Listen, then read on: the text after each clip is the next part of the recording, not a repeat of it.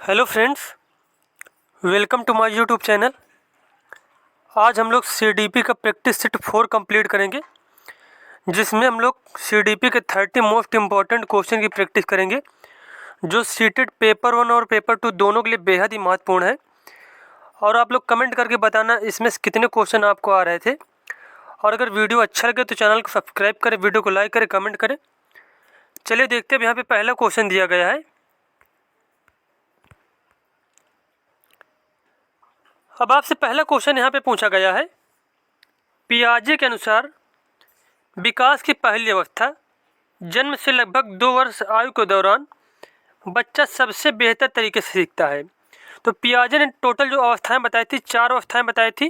जो पहली अवस्था थी संवेदी गामक अवस्था थी, जिसकी एज थी 0 से 2 वर्ष। अब पूछा गया कि जब बच्चा संवेदी गामक अवस्था में होता है तब वह किस प्रकार सीखता है।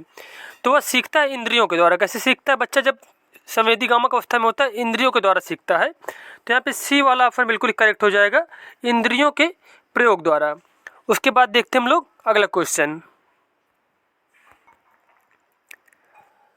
अब दूसरा क्वेश्चन यहाँ पे पूछा गया आपसे, सबसे अधिक गहन और जटिल सामाजिकरण होता है।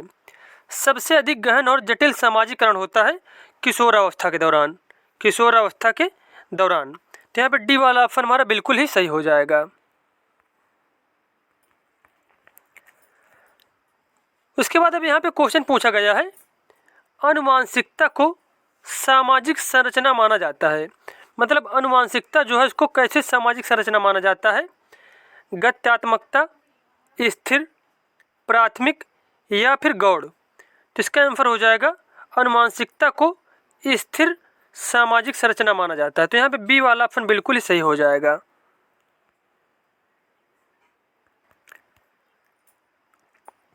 अब आपसे चौथा क्वेश्चन पूछा गया है, सीखने का वह सिद्धांत जो पूर्ण रूप से और केवल अवलोकनीय व्यवहार पर आधारित है, सीखने के सिद्धांत से संबंध है। अब यहाँ पे यह मतलब पूछा गया है कि वह सिद्धांत जो पूर्ण रूप से अवलोकनीय व्यवहार पर आधारित है, यह कौन से सिद्धांत से संबंधित है? तो यह संबंधित है संज्ञानवादी सिद्धांत से। संज्ञानवादी सिद्धांत से।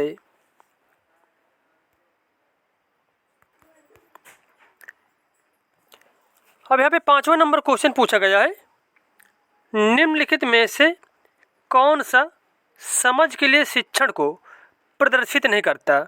समझ के लिए शिक्षण को प्रदर्शित नहीं करता। समानता और अंतर देखने और सादृश्यता स्थापित करने के लिए विद्यार्थियों की सहायता करना। विद्यार्थियों को एकांकी तथ्यों और प्रक्रियाओं को याद करने के योग्य बनाना। तो ये ऑप्शन जो बी वाला ऑप्शन है बिल्कुल ही गलत हो जाएगा। जहाँ पे भी याद करने की बात आए या फिर रटने की बात आए तो वो ऑप्शन क्या हो जाएगा? हमेशा गलत हो जाएगा। अब यहाँ पे देखो पूछा गया कि समझ के लिए शिक्षण को प्रदर्शित नहीं करता, तो बी वाला ऑप्शन बिल्कुल गलत हो जाएगा। जबकि अगला जो ऑप्शन है, परिघटना या अवधारणा को अपने शब्दों में अभिव्यक्त करने के लिए विद्यार्थियों को कहना। नियम कैसे काम करता है इसे स्पष्ट करने हेतु उदाहरण उपलब्ध कराने के लिए विद्यार्थियों को पढ़ाना। तो यहाँ पे जो ए वाला ऑप्शन है और सी और डी, ये तीनों ऑप्शन यहाँ पे बिल्कुल ही सही दिए गए हैं। जबकि यहाँ पे जो बी वाला ऑप्शन है, ये जो बी वाला ऑप्शन है ये बिल्कुल यहाँ पे गलत दिया गया है। इसमें पूछा गया प्रदर्शित नहीं करता, तो यही वाला ऑप्शन जो है समझ के लिए शिक्षण को प्रदर्शित नहीं करता है।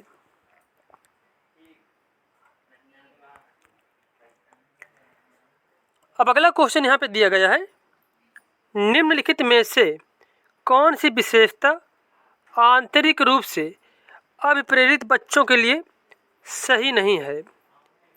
वे कार्य करते समय उच्च स्तर की ऊर्जा प्रदर्शित करते हैं। वे चुनौती भरे कार्यों को पसंद करते हैं। ये हमेशा सफल होते हैं। उन्हें कार्य करने में आनंद आता है।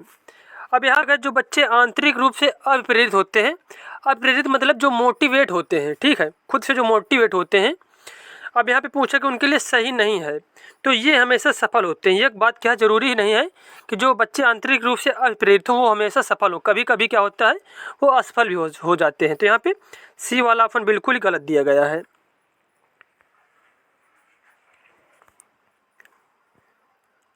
अब यहाँ पे नेक्स्ट क्वेश्चन है, एक शिक्षिका अपनी कक्षा को प्रतिभाशाली बच्चों की योग्यताओं की उपलब्धि चाहती है। अपने उद्देश्यों की प्राप्ति के लिए उसे निम्नलिखित में से क्या नहीं करना चाहिए? विशेष ध्यान के लिए उन्हें समकक्षियों से अलग करना, उनकी सृजनात्मकता को समृद्ध करने के लिए उन्हें चुनौती देना, गैर शैक्षणिक गतिविधियों में आनंद लेना सिखाना, तनाव को नियंत्रित करना सिखाना।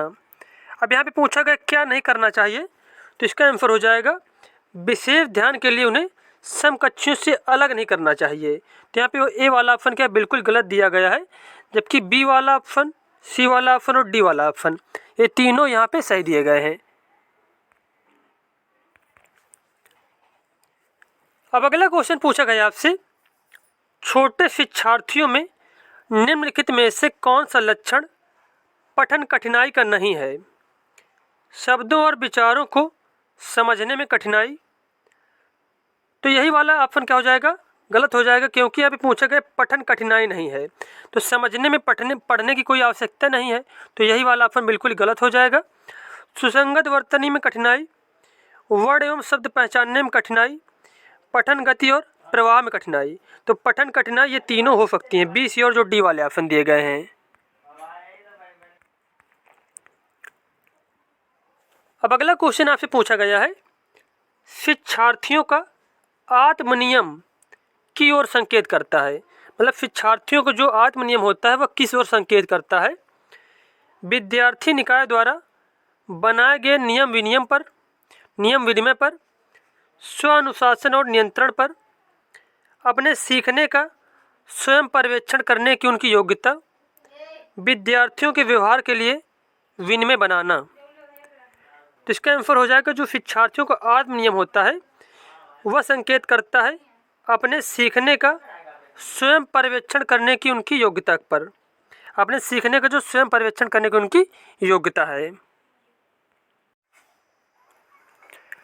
अब अगला क्वेश्चन आपसे पूछा गया है, निम्नलिखित में से किस कथन को सीखने के लक्षण के रूप में नहीं माना जा सकता?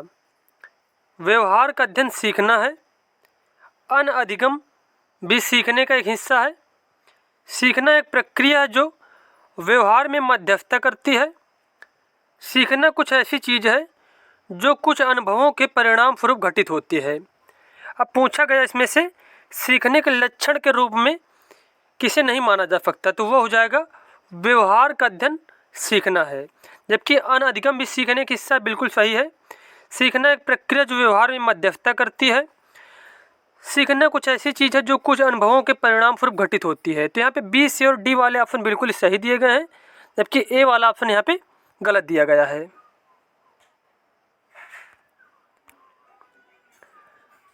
अब अगला क्वेश्चन यहाँ पे पूछा गया है, सिद्धांत के रूप में रचनावाद। सिद्धांत के रूप में जो रचनावाद है इससे क्या तात्पर्य यहाँ पे पूछा गया है? सूचनाओं को याद करने और पुनः स्मरण द्वारा जांच करने पर बल देता है। कहीं भी देखो याद करने की बात आए तो हमेशा ऑप्शन क्या हो जाएगा? गलत हो जाएगा। शिक्षक की प्रभुत्वशाली भूमिका पर बल देता है, यह भी ऑप्शन बिल्कुल ही गलत है। अनुकरण की भूमिका पर केंद्रित है, ये भी गलत है। रचनावाद जो है दुनिया के बारे में अपना दृष्टिकोण निर्मित करने में शिक्षार्थी की भूमिका पर बल देता है। अब देखो जैसे कि बच्चे होते हैं, उनको कुछ ज्ञान होता है, वो थोड़ा ज्ञान लेके स्कूल पहुंचते हुए फिर शिक्षक को क्या करना चाहिए? उनके ज्ञान को और बढ़ाना चाहिए और उनके ज्ञान को मान्यता देनी चाहिए, जो भी उनको ज्ञान है थोड़ा बहुत। तो यह किस पर आधारित है? ये भी कई बार क्वेश्चन पूछा गया है। तो ये जो प्रक्रिया आधारित है, ये आधारित है रचनावाद पे। तो यहाँ जो इस क्वेश्चन का आंसर है यहाँ पे डी वाला ऑप्शन बिल्कुल सही है कि रचनावाद के रूप में जो सिद्धांत है, जो रचनावाद का दुनिया के बारे में अपना दृष्टिकोण निर्मित करने में शिक्षार्थी की भूमिका पर बल देता है। तो यहाँ पे डी वाला ऑप्शन बिल्कुल ही सही हो जाएगा।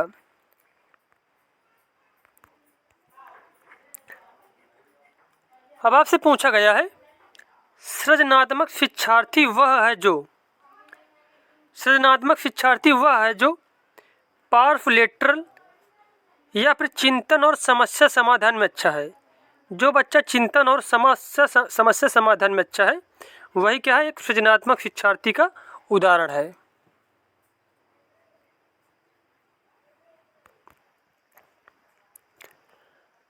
अब अगला क्वेश्चन आपसे पूछा गया है, अवधारणाओं का विकास मुख्य रूप से किसका हिस्सा है?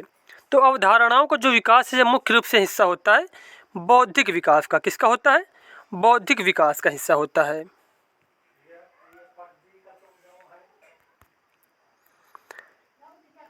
अब अगला क्वेश्चन यहाँ पे पूछा गया है, व्यक्तिगत शिक्षार्थी एक दूसरे से में भिन्न होते हैं। मतलब जो व्यक्तिगत शिक्षार्थी होते हैं वो एक दूसरे से किस चीज़ में भिन्न होते हैं? विकास के क्रम में होते हैं, विकास की सामान्य क्षमता में भिन्न होते हैं, बुद्धि एवं विकास के सिद्धांतों में भिन्न होते हैं, या फिर विकास की दर में भिन्न होते हैं। तो इस क्वेश्चन का आंसर हो जाएगा, जो व्यक्तिगत शिक्षार्थी होते हैं वह एक दूसरे से विकास की दर में भिन्न होते हैं, विकास की दर में भिन्न होते हैं।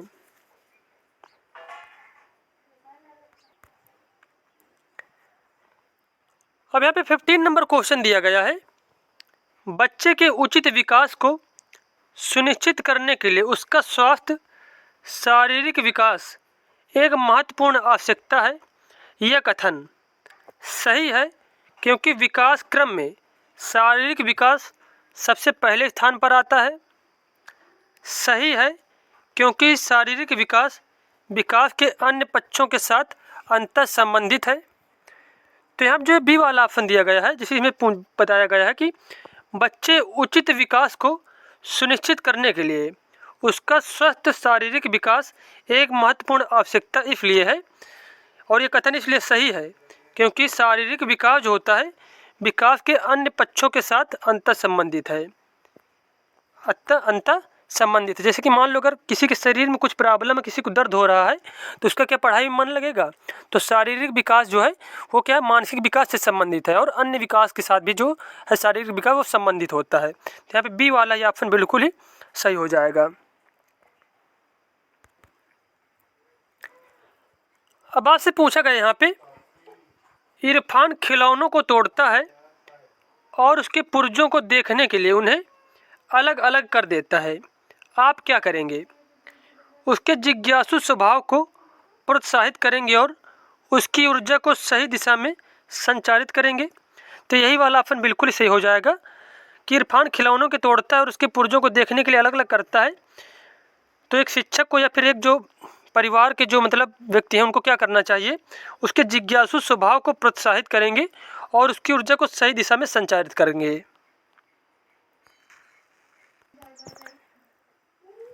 अब अगला क्वेश्चन पूछा गया आपसे, बच्चे के विकास के सिद्धांतों को समझना शिक्षक की सहायता करता है। शिक्षार्थियों को क्यों पढ़ाना चाहिए यह औचित्य स्थापित करने में, शिक्षार्थियों की भिन्न अधिगम शैलियों को प्रभावी रूप से संबोधित करने में। तो यहाँ जो बी वाला ऑप्शन है यही बिल्कुल सही दिया गया है कि जो बच्चे के विकास के सिद्धांतों को समझना शिक्षक की सहायता इसलिए करता है शिक्षार्थियों की भिन्न अधिगम शैलियों को प्रभावी रूप से संबोधित करने में। तो यहाँ पे जो बी वाला ऑप्शन है यही बिल्कुल सही हो जाएगा। उसके बाद देखते हैं हम लोग अगला क्वेश्चन। अब क्वेश्चन आपसे पूछा गया है, प्रत्येक शिक्षार्थी स्वयं में विशिष्ट है। इसका अर्थ है कि प्रत्येक शिक्षार्थी स्वयं में विशिष्ट है। इसका अर्थ यह है कि कोई भी दो शिक्षार्थी अपनी योग्यताओं, रुचियों और प्रतिभाओं में एक समान नहीं होते। कोई भी जो दो शिक्षार्थी जैसे कि हैं, कोई भी या फिर दो विद्यार्थी वो क्या है अपनी योग्यताओं, रुचियों और प्रतिभाओं में एक समान नहीं होते।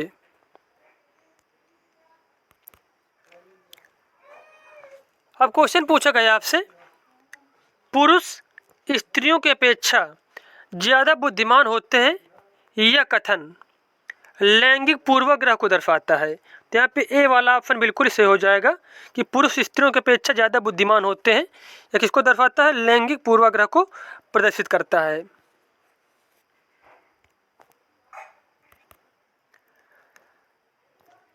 अब क्वेश्चन दिया गया है, क्रिस्टीना अपनी कक्षा को क्षेत्र भ्रमण पर ले जाती है और वापस आने पर अपने विद्यार्थियों के साथ भ्रमण पर चर्चा करती है। यह किसकी ओर संकेत करता है? आकलन के लिए सीखना, आकलन का सीखना, सीखने का आकलन, या फिर सीखने के लिए आकलन। तो यहाँ पे जो ये संकेत करता है, ये संकेत जो क्रिस्टीना है अपने विद्यार्थियों के साथ भ्रमण पर चर्चा करती है, जब क्षेत्र भ्रमण पर ले जाती है, तो यह किसकी ओर संकेत करता है? यह संकेत करता है सीखने के लिए आकलन पर, सीखने के लिए आकलन पर। अब क्वेश्चन यहाँ पे पूछा गया, अगला क्वेश्चन है 21 नंबर। मानव विकास कुछ विशेष सिद्धांतों पर आधारित है, निम्नलिखित में कौन सा मानव विकास का सिद्धांत नहीं है? सामान्य से विशिष्ट, प्रतिवर्ती, निरंतरता, या फिर अनुक्रमिकता का। तो इसका आंसर हो जाएगा जो प्रतिवर्ती है, यह मानव विकास का सिद्धांत नहीं, जबकि जो है सामान्य से विशिष्ट, निरंतरता और अनुक्रमिकता, ये तीनों क्या है? मानव विकास के सिद्धांत के अंतर्गत आते हैं।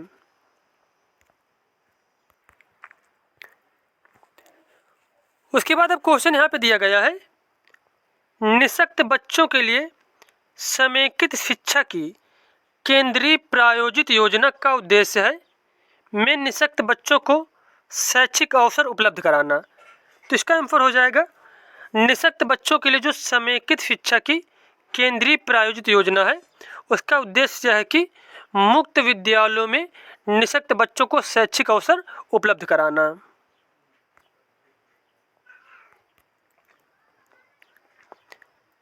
अब क्वेश्चन यहाँ पे दिया गया है, निम्नलिखित में से कौन सा कथन सीखने के बारे में सही है? तो यहाँ पे जो सीखने के बारे में जो कथन सही दिया गया है, तो यहाँ पे जो सही कथन वह हो जाएगा, सीखना उस वातावरण में प्रभावी होता है जो संवेगात्मक रूप से सकारात्मक हो और शिक्षार्थियों को संतुष्ट करने वाला हो। सीखना कौन से वातावरण में प्रभावी होता है? मतलब बच्चे उस वातावरण में ज़्यादा सीखेंगे जो संवेगात्मक रूप से सकारात्मक हो और शिक्षार्थियों को संतुष्ट करने वाला हो, मतलब बच्चे जिससे संतुष्ट हों। तो यहाँ पे डी वाला ऑप्शन बिल्कुल ही सही दिया गया है।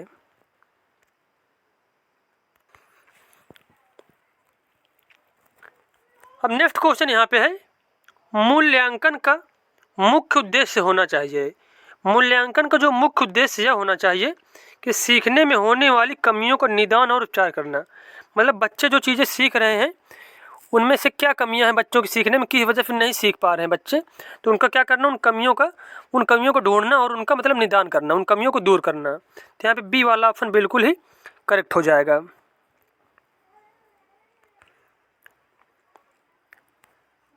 अब यहाँ पे क्वेश्चन पूछा गया है, शिक्षार्थी जो पहले से सीख चुके हैं उसकी पुनरावृत्ति और प्रत्यास्मरण में शिक्षार्थियों की मदद करना महत्वपूर्ण है, क्योंकि ये मदद करना इसलिए महत्वपूर्ण है जो बच्चे पहले सीख चुके हैं।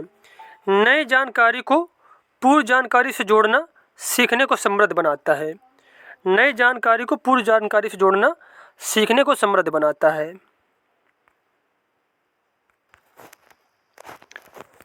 अब अगला क्वेश्चन है यहाँ पे, सृजनात्मक उत्तरों के लिए आवश्यक है।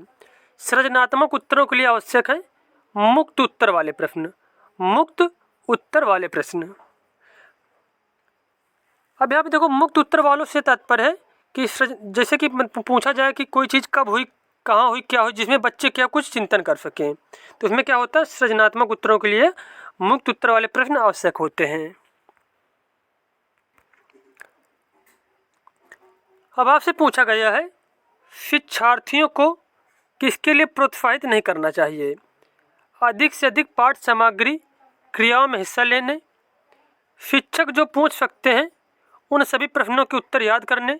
यही वाला ऑप्शन गलत हो जाएगा, बी वाला ऑप्शन, कि शिक्षार्थियों को शिक्षक जो पूछ सकते हैं उन सभी प्रश्नों के उत्तर याद करने के लिए प्रोत्साहित नहीं करना चाहिए। याद करने की कहीं भी बात आ जाए तो वो ऑप्शन क्या हो जाएगा, हमेशा गलत हो जाएगा। तो यहाँ पे बी वाला ऑप्शन बिल्कुल ही गलत दिया गया है।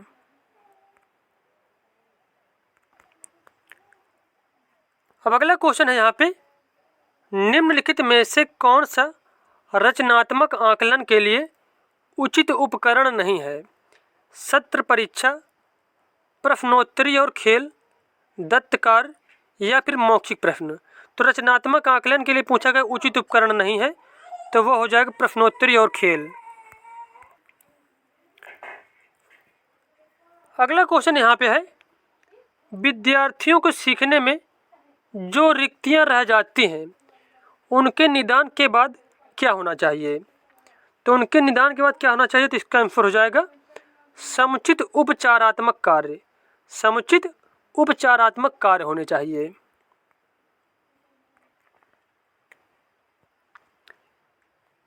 अब क्वेश्चन पूछा गया है, भारतीय समाज की बहुभाषिक विशेषता को देखा जाना चाहिए। तो भारतीय समाज जो है इसमें क्या बहुत सी भाषाएं बोली जाती हैं, तो इस प्रकार की विशेषता को किस रूप में देखा जाना चाहिए? तो इसका आंसर हो जाएगा विद्यालयी जीवन को समृद्ध बनाने के संसाधन के रूप में। विद्यालयी जीवन को समृद्ध बनाने के संसाधन के रूप में।